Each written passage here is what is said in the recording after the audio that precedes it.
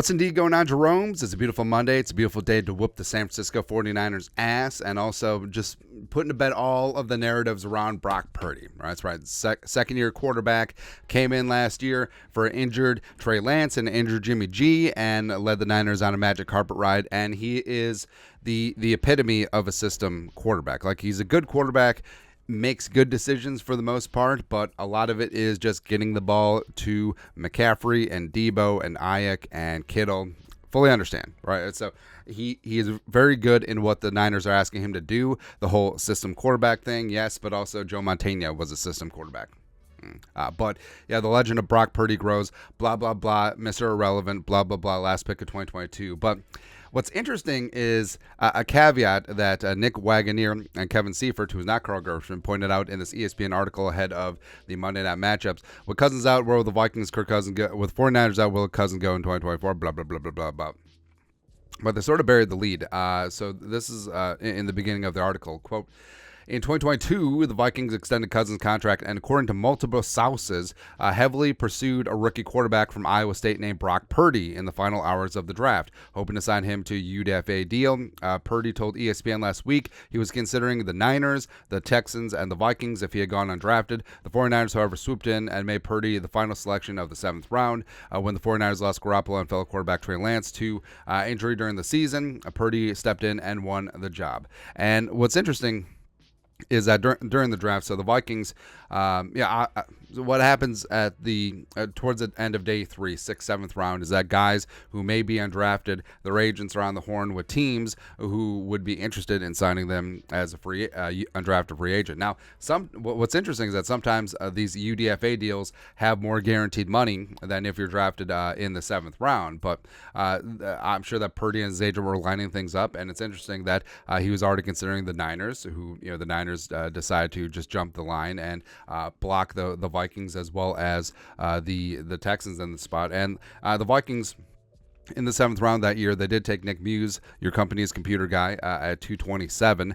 in the 7th round. And Muse is a perfectly fine tight end 4, but I mean, it's clear that Kevin O'Connell and the scouting staff and Kwesi did like Brock Purdy, and in the fact that they were ready to invest in him and compete with Kellen Mond in training camp. But should they have just made the pick at 227? 35 plus picks ahead of where he went.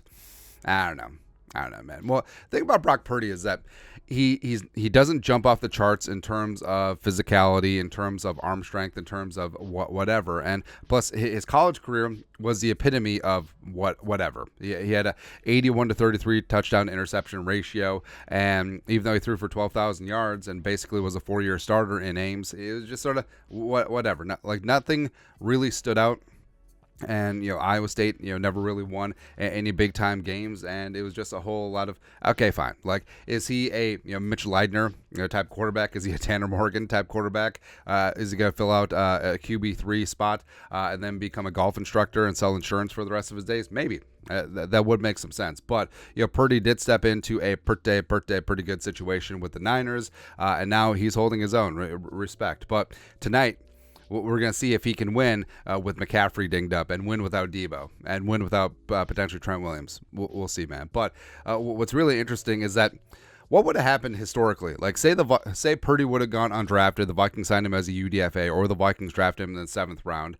What would have happened? Like, would Brock Purdy had shined enough in preseason to make the Vikings comfortable moving on from Cousins after this season? Potentially trading him to the Niners after they moved on from Jimmy G, and if Trey Lance wasn't cutting the mustard? I don't know. But that was always the thing, right? Of Kirk getting back with Shanahan. Kirk to the Niners. Like, every single offseason, every single trade deadline, that was the whole talking point. But would we be in a bizarro world where it's Brock Purdy versus Kirk Cousins, but the teams are mixed? Teams are swapped tonight? I don't know. But also, would Purdy have succeeded with Kevin O'Connell the way that he succeeded with the Shanahans? I don't know. It is food for thought, but it is super interesting as well. But there you go. Anyways, your thoughts are thoughts. Apparently, the Vikings had heavy interest, but also this could be revisionist history. It's like, hey, that guy who was good as a Mr. Irrelevant? Yeah, we want him as a UDFA. Sure. I'm sure lots of teams are like, hey, we would have drafted Ivan Pace Jr., except we didn't. sort of deal. Anyways, let us know your thoughts and our thoughts in the comment section below. Subscribe for daily Vikings takes. Want to support the work? Put a little something in the Venmo. But till next time, Skol, production value.